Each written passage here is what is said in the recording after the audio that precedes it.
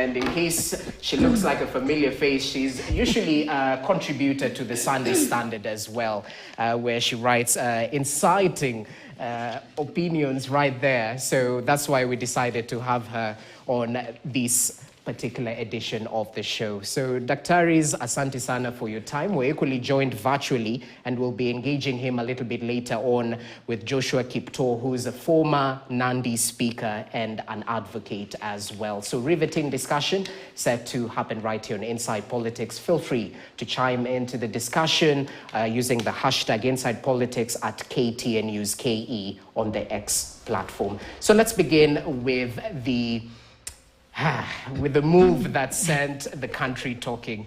Dr. Ojwang, I'd like to begin with you because you pointed out the obvious question. How did we find ourselves here?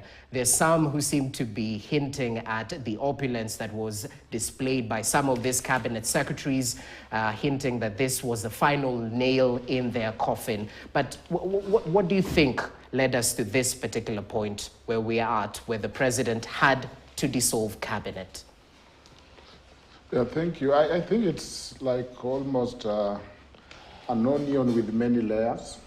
There is the obvious disappointment that the president expressed. Back to our constitution of what kind of cabinet did the constitution envision? You know, the big debate of technocrats or politicians, to the big issue that, remember, we used to have our cabinet secretary who were members of parliament, but the constitution thought we were going the technical way. And whether we are fully moved to technical way. Remember, the attempt of BBI was again to bring cabinet who are going to be members of parliament. So it looks like we are still within that limbo. But yes, so there is many factors, but I think the president did not waste the crisis, is it? The bigger the crisis, the bigger the opportunity. And so he saw that as a time or an opportunity to reinvent himself by easing and letting the almost the entire cabinet go. How did we get here? A series of things, difficult time, hard time, a lot of things being pushed by the government to be implemented at the same time. There is the issue that the president has come out clear to say that I want to work and I don't want to concentrate on my re-election.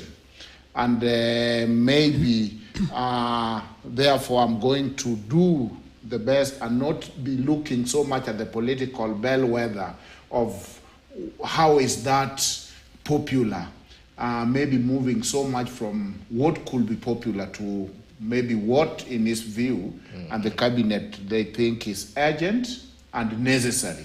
How do you balance? So many factors, Rogers. Interesting. So, Dr. Rikoki, how did we get here from your point of view? And equally, this move by the president, is it his political silver bullet, or how do you view it, as a smokescreen? Because there are those who are questioning that, yes, he's fired, but we need more action. So talk to us about your views. Yes. Well, thank you very much, Rogers, for having me here.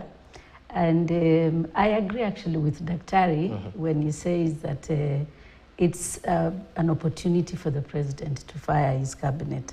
But it is not a surprise because we were expecting it in the sense that either as a reshuffle or something like that. You recall, Rogers, that we had the president himself and the deputy president express concern about the inaction or the lateness, you know, the conduct of their own cabinet secretaries. Yes. Remember during the performance contracting meeting that they had, he expressed his frustration and his concern that his cabinet ministers are not only coming late to meetings, that he can't even reach them on phone, and that they actually don't know as much as they should in their dockets, that he knows more than them. And therefore you could feel the frustration, and we expected a reshuffle. But thanks to Gen Zs, we have, he seized the opportunity to sort of rid himself of a group. I mean, not all the cabinet secretaries were incompetent, according to the deputy president and the others. There are some really good ones there, one or two that I know personally, and I know that given an opportunity, they would have done a little better. But the majority of them, besides the opulence, I mean, have you seen the kind of utterances they have been making? So, of course, that was expected, and thanks to Gen Zs, now we have the entire cabinet out. What surprised many of us was how he left one of the cabinet secretaries, because, I mean, the law says otherwise.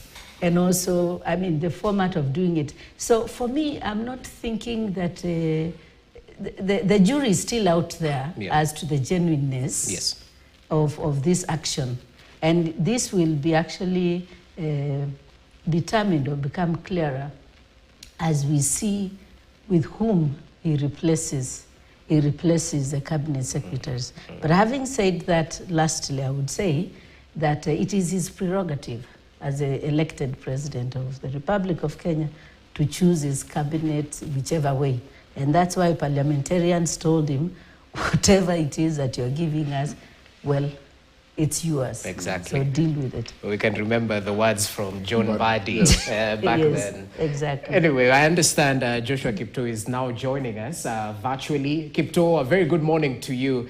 And as you give us your take on the move by President William Ruto to purge his cabinet, the big question would be, what next? How exactly will the next batch of CSs